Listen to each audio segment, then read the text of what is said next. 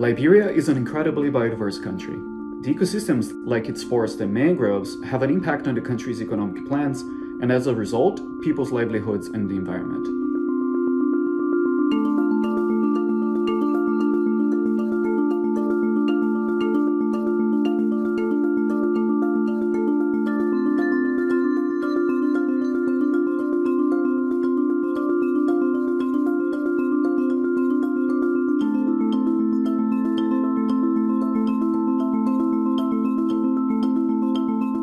I'm part of the NASA's technical team under the partnership with Conservation International. NASA's role here is actually to provide the expertise and the technical experience in remote sensing and Earth observation that it has as an institution. So part of my job is actually to leverage all this knowledge and experience and data sets and different technologies that we have available through NASA to provide these nations with up-to-date, accurate, high-resolution land cover maps.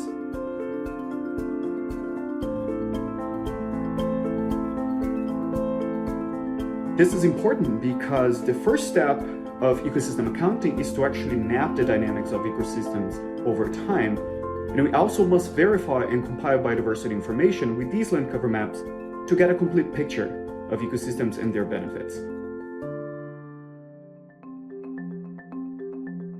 Conservation International is working closely in this partnership with NASA to ultimately develop this first ever ecosystem map for Liberia. There's really two work streams that are coming together, and NASA has been leading the development of a land cover map, and CI has been leading the development of a map of potential ecosystem types, because this really didn't yet exist for Liberia.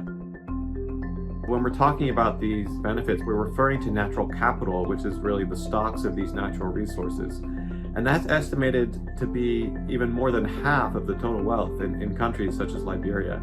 So there's really a desperate need for a more cost-effective and replicable approach to assess what this wealth is coming from natural ecosystems.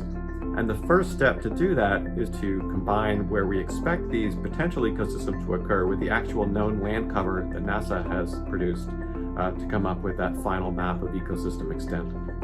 Because it's those differences in ecosystem types that are providing those different benefits, and we need to know where those are spatially so that we can begin to understand how much and from where those benefits are coming, so that we can then make decisions about how to protect them and maintain those flows of benefits into the future.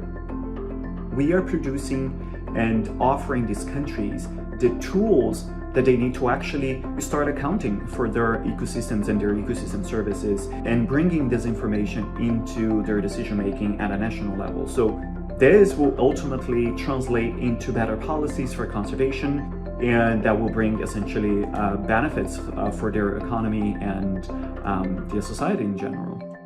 So if we can regularly update these accounts over time, then we can really understand those trends in how nature is contributing to the economy and to human well-being, and we can use that information to make better decisions about how we can protect those ecosystems and maintain the flows of those benefits that people need.